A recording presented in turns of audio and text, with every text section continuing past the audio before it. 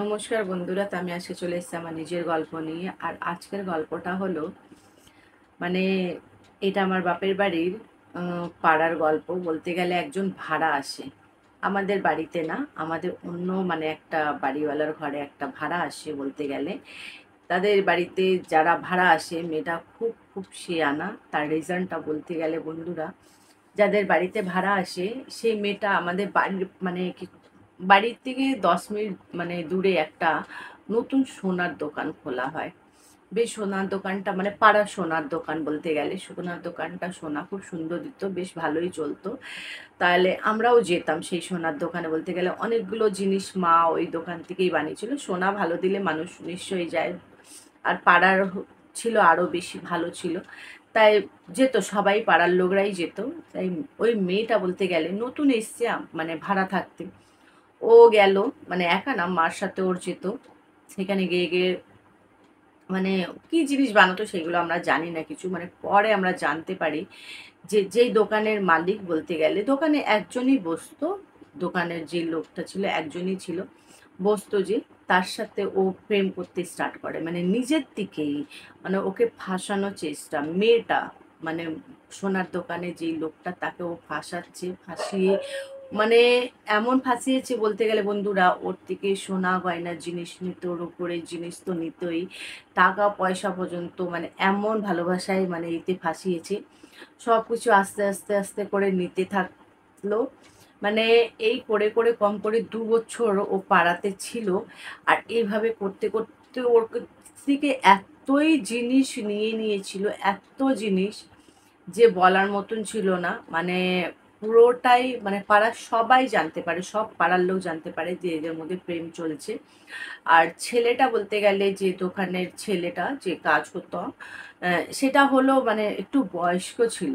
সে বুঝতেই পারেনি যে বয়স্ক, তার কাছে অত বুদ্ধি ছিল না। কিন্তু মেয়েটা আমাদের বয়সের। আর ছেলেটা, ওইটা ছেলে বলবো না, কেননা আমার মারা ওনাকে দাদা বলতো। মারা দাদা বলতো, তাহলে বুঝতে পারো আমাদের কি হতে পারে, কাকু। তো সেই রকমই হিসাবে সে বয়স্ক লোক। তার ওয়াইফ ছিল, তার উনি, আর ওনার মেয়ে ছিল, তার বিয়ে হয়ে গেছিল মেয়ের। বলতে গেলে অনেক, একটাই মেয়ে ছিল, অনেক দূরে বিয়ে হয়েছে। তাই এরা মানে ওই বলতে গেলে আমি কাকুই বলছি ওই সোনার দোকানের লোককে। সেই কাকুটা আগে ওনার সরকারি চাকরি ছিল, রিটায়ার হওয়ার পর সেই টাকা দিয়ে উনি পাড়ায় সোনার দোকান খোলে। এতই ভালো মানুষ, সোনা যদি ভালো না দিলে তো মানুষ নেবে না। তাই উনি সোনা ভীষণ ভালো দিত, সেটা নিয়ে আমি কোনোদিন কিচ্ছু বলবো না। সোনা নিয়ে ভীষণ ভালো। সোনা আগে যেমন সোনা হতো, আজ থেকে 15-20 বছর আগে যেমন সোনা, সেগুলো তখন কিন্তু হলমার্ক কিছুই এমন ছিল না। নর্মাল সোনা, যেমন সুন্দর একটা সোনা, খাঁটি সোনা যাকে বলে, সেরকমই সোনা দিত। কিন্তু মার আমার সোনা বেশি চেনে, আমি অত চিনি না। বলতে গেলে বন্ধুরা, এখনও আমি অত চিনি না সোনা। মারা কিন্তু কিন্তু এখন হলমার্ক নিতে গেলে সোনা ভালোই হয়, সেখানে এখন চেনার অত প্রয়োজন পড়ে না, আমার মনে হয় এরকম। কিন্তু আগে মারা সোনা বেশি চেনে, কি কেমন কোন সোনা ভালো হয় না হয়। তা মারা ওর কাছ থেকে নিত সোনা। বলতে গেলে কিন্তু মেয়েটা বলতে গেলে খুব কম বয়সে সেই রকম করে ওকে এমন করে কাকু বলতো কি বলতো আমরা কিচ্ছুই জানি না। এমন ফাঁসিয়েছে, পাড়ার লোক তো সবাই জানে, সবাই জেনে গেছিলো। ওদের পাড়া, যে পাড়ার ওই কাকু ছিল সোনার দোকানের লোক, তারাও, তাদের পাড়াও সবাই জেনে গেছিলো। আর ওনার ওয়াইফ এক বয়স্ক ওরা, ও বলতো যে না না এমন কিছু না, আপনারা ওইরকম ভাবছেন, ও আমার মেয়ের মতন। মেয়েটা যে ও ফাঁসিয়েছে, কিন্তু ওনার ওই কাকুর বউ, বোঝার উনি কাকিমা বলতে গেলে, উনি ভাবছে যে না না, ও মেয়েটা যেটা আছে ও আমার মেয়ের মতন। এটা ভুলভাল বলেন না, ও আমার সাথে এসে কথা বলে, গল্প করে, ওই রকম কিছুই না। এরকমই চলছিল। কিন্তু আসলে সেটা ওই কাকিমা বলতে গেলে বুঝতেই পারেনি যে এদের মধ্যে কিন্তু এইসব ছিল না, মেয়ে বলে কিছুই না। কাকু আসলে ওই মেয়েটা দেখতে বেশ ভালো ছিল। বলতে গেলে কম বয়স্কের মেয়ে, দেখতে ভালো, তাই ওই কাকুটা ফেসে গেছে। বলে না বয়স্ক লোক একটু বেশি এইসব দিকে বেশি হয় নাকি বলে এইসব মধ্যে। যাই হোক, উনি প্রেম করতে স্টার্ট করে, সব কিছুই দিয়ে ফেলে, সব কিছু সোনা গয়নার দিকে নিয়ে, মানে অন্য অন্য মানুষ যারা জিনিস হয় না বন্ধক রেখে, মানে কিছু জিনিস রেখে কিছু টাকা নিয়ে যায়, সেই সব জিনিসগুলোও মেয়েটা নিয়ে নেয় 2 বছরের মধ্যে। নিয়ে মেয়েটার বাড়িতে বলতে গেলে সবাই জানে, কিন্তু মেয়েটার বাড়িতে এত শিয়ানা লোক, ওরা এইসবই কাজ করে। মনে হয় শিয়ানা লোক বলতে গেলে, কেন বলছি এইসব কাজ করে, মানে এত বয়স্ক লোক, সে পাড়ার লোক সবাই জেনে গেছে, তার মেয়েটার মা বাবা সবাই জানে। এবার ওরা কিছু বলছে না কেন নিজের মেয়েকে, তার রিজনটা আমি এইটাই মানে বলতে চাই বন্ধুরা। তার মানে ওরা এর মধ্যে জড়িত আছে, মানে এইসব জিনিসের মধ্যে ওর মা বাবাও মানে মিলে ঠিলে এই কাজটাকে করছে আমার মনে হচ্ছে। কেন, সে একটা এত বয়স্ক লোক যদি এরকম করে, মা বাবা তো মারবে ধমকাবে, কিছু তো করবে একটা, এরকম কিছুই করছিল না। আর আমরা ওই মেয়েটা যেহেতু এরকম বাজে মেয়ে থাকলে না, পাড়ার যারা ভালো লোক দেখবা, পাড়ার মা বাবা হোক বা পাড়ায় মানে যত লোক আছে, নিজের মেয়েদেরকে কথাই বলতে দেবে না, সেরকম ব্যাপার ছিল আমাদেরকেও। মারা আমাদের বেশি ওদের থেকে মিশতেই দিত না, কথাই বলতে দিত না।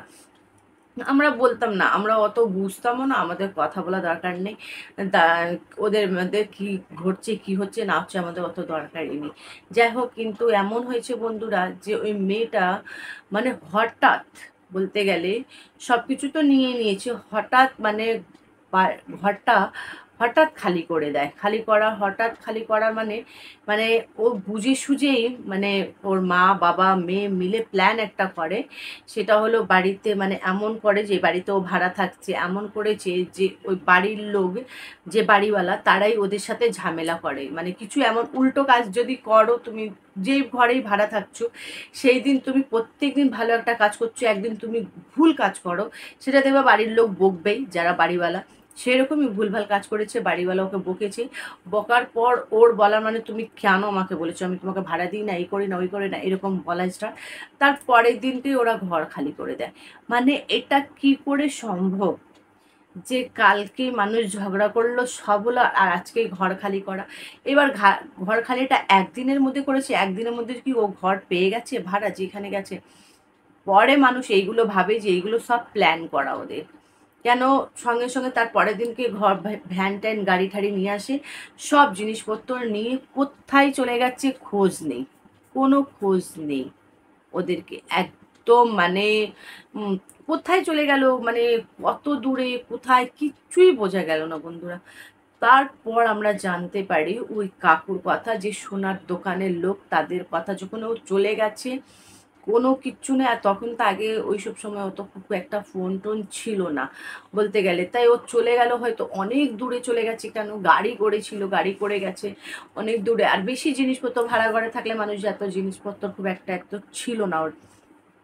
পরে জানতে পারে ওই কাকুর থেকে, যে মানে সবাই জানতে পারে যখন ও সোনার দোকানে যখন যায়, কি ওকে আমি 2-3 লাখ টাকা মতন দিয়েছি। মানে একবারে দেয়নি, 50,000 30,000 20,000 10,000 এরকম করে করে এত টাকা দিয়ে দিচ্ছি। অনেক আমার বোর সোনার জিনিস, মানে ওই কাকিমার, ওনার যে কাকুর সোনার দোকান খুলেছিল, তার নিজের বোর সোনার জিনিস অনেক দিয়ে দিচ্ছে ওকে। তারপরে অনেক মানে মানুষ এসেছিল মানে জিনিসপত্র রাখতে, সেই জিনিসগুলো ওকে দিয়ে দিয়েছে। আরও সোনার অনেক জিনিস, রূপোর জিনিস সোনার দোকানে হয় না, মানুষ সাজিয়ে রাখে, অনেকগুলো বিক্রি হলো, অনেকগুলো ছিল, সেইগুলোও দিয়ে দিয়েছে। মানে দিয়ে দিয়েছে কি, ওই মেয়েটা এমন পটিয়ে পটিয়ে সব জিনিস নিয়ে নিয়েছে, নিয়ে একবারে পালিয়ে গেছে। এইবার ওই কাকুটার এমন হয়েছে অবস্থা, বলার মতন একদম ছিল না, এতই অবস্থা ওনার খারাপ হয়ে গেছে এইগুলো জেনে, যে মেয়েটা এইরকম কাজ করেছে, মানে চলে গেছে না বলে না করে। ওর ভীষণ ভীষণ এতই শরীর খারাপ হয়ে গেছে, ওনার প্রেশার হাই হয়ে গেছিলো পুরোটাই, একদম জেনেছে যখন এরকম অবস্থা। আর তারপর ওনার ওয়াইফ বলতে গেল ওই মানে ওই কাকিমাটা জানতে পারে যে আমার বরের সাথে ওই মেয়েটার মানে একটা খারাপ রিলেশন ছিল, সেটা একদমই জানতেই পারলো না। যখন চলে গেছে তখন জানতে পারে যে এরকম ব্যাপার। আর যখন বউর থেকে সোনার জিনিস নিয়েছিল তখন বলেছিল যে আমি আরও সোনার দোকানটা আরও বাড়াতে চাই, তাই তোমার সোনার জিনিস দিয়েই মানে ওইটাকে আমি রেখে যেইভাবে হোক মানে সোনার দোকানটা আরও একটু বাড়াবো, বড় করব, জিনিসপত্র আরও আনবো। তাই বউ দিয়ে দিয়েছিল সোনার জিনিস, কিন্তু জানেই না যে সোনার জিনিসগুলো ও একবারে কিচ্ছুই করেনি, ওইরকম পুরোটাই ধরে মেয়েটার হাতে দিয়ে দিয়েছিল। সেই রকম করে যখন মেয়েটা চলে যায় কি অবস্থা ওই কাকুটার, আর পুরো পাড়ায় সব জানাজানি হয়ে যায়। দোকানটা বলতে গেলে ওনার শরীর খারাপ তো হয়, ভীষণ শরীর খারাপ হয়, তার ওনার চেক আপ করে ওনার ঠিক করা হয়। উনি শুধু পেনশনটা পায়, সেটা নিয়ে উনি বেঁচে আছে বলতে গেলে বন্ধুরা। তাহলে ওনার শরীর ভীষণ খারাপ, আর উনি মানে খুব মানে 10 থেকে 15 দিনের মধ্যে দোকানটা পুরো বন্ধ ক্লোজ করে দেয়। তার রিজনটা একটাই, যে বললাম যেটা বন্ধক রাখার জিনিসগুলোও দিয়ে দিচ্ছে। এবার মানুষের তো সব কাগজে লেখা থাকে, সেই কাগজে লিখে লিখে সব মানুষকে উনি যে পেনশন পেত সেই টাকা দিয়ে সবাইকে মানে জিনিসপত্র আস্তে আস্তে করে সবাইকে দিয়েছে। তার রিজনটা না দিলে বন্ধুরা সে মেয়ে তো পালিয়ে গেছে, না খুঁজে পেলো না কিছুই না। আর সবচেয়ে বেশি যে পাড়ায় তো জানাজানি হয়েছিল, যদি উনি থানায় এইসব রিপোর্টগুলো করলে কিছু হয়তো হতো, মেয়েটা খুঁজে পেত বা কিছুই, মেয়েটাকে মানে ওরা খুঁজে বের করে দিত হয়তো পুলিশরা। কিন্তু ওরা যেহেতু খুব মানে খারাপ একটা ব্যাপার হয়ে গেছে, মানে বয়স্ক লোক একটা এইরকম মেয়েকে প্রেম করা, তার সাথে মানে এইসব জিনিসপত্র দেওয়া, মানে একটা তো মান সম্মান সব গেছে, এবার যদি থানা পুলিশ করে আরও বেশি যাবে। সেটাই নিয়ে ওরা কিচ্ছুই করলো না, এরকম কোনো কিছুই করেনি। আর উনি যেহেতু অসুস্থ হয়ে পড়লো, পুরো শরীরটা একদম ওনার ছেড়ে দিয়েছিল, ওইরকম জেনে শুনে যে মেয়েটা একবারে পালিয়ে গেছে, চলে গেছে, সব কিছু নিয়ে কোনো খবর নেই, কিচ্ছু নেই। তা ওনার পুরো শরীর খারাপ হয়ে গেছিলো, তাই নিয়ে কাকিমাটাও মানে যেই সোনার দোকানে ওনার ওয়াইফ কিছুই করলো না। আর ওনাকে সুস্থ করার এই করলো, তারপর যারা অনেক লোকজনের টাকা পয়সা ধার দোনা এদিকে ওইদিকে, ওইগুলো আস্তে আস্তে করে উনি সবাইকে টাকা পয়সা দিয়েছে বন্ধুরা, কারো বাদ দেয়নি। কেন, উনি বেশ ভালো মানুষ।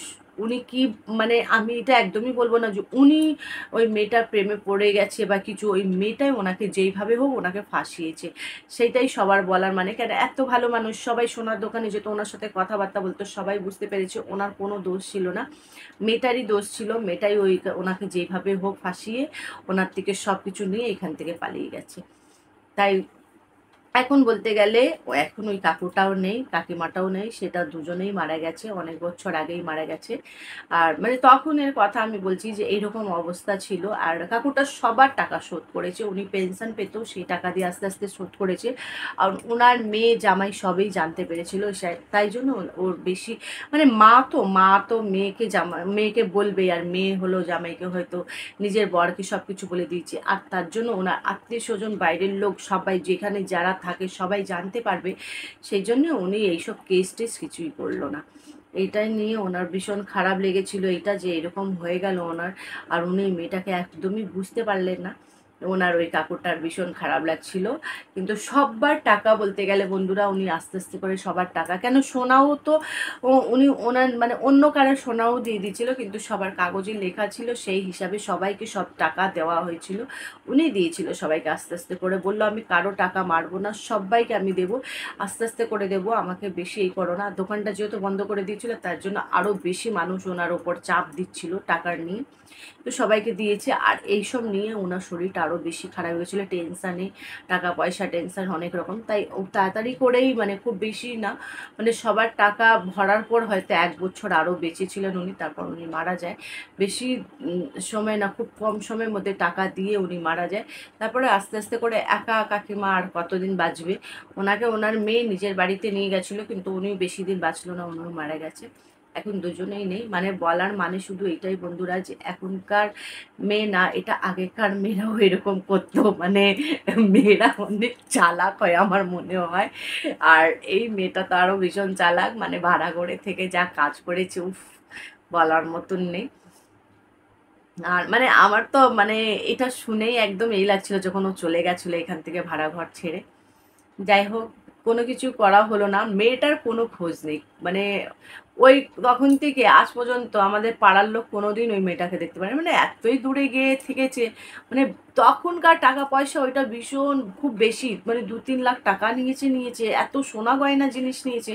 সেগুলো নিয়ে নিশ্চয়ই একটা ভালো জায়গা, অনেক দূরে এক জায়গায় গিয়ে ভালো করে আরামসে হয়তো থাকছে।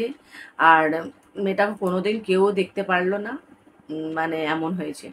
যাই হোক বন্ধুরা, মানে এইরকম মেয়েও এরকম করে, তার সাথে ওর মা বাবা ওর সাথে জড়িত ছিল, মানে এই প্ল্যানের মধ্যে ওর মা বাবাও ছিল, করে এইসব করা হলো। যাই হোক, আমার এই ছোট্ট ভিডিওটা আপনাদের কেমন লেগেছে অবশ্যই জানাবে। যদি ভালো লাগলে অবশ্যই লাইক, কমেন্ট, শেয়ার আর সাবস্ক্রাইব করবে। খুব ভালোবাসা দেবে বন্ধুরা, আমাকে খুব সাপোর্ট করবে। আপনারা ভালো থাকবে, সুস্থ থাকবে, আমার ভিডিওগুলো দেখতে থাকবে। Bye bye.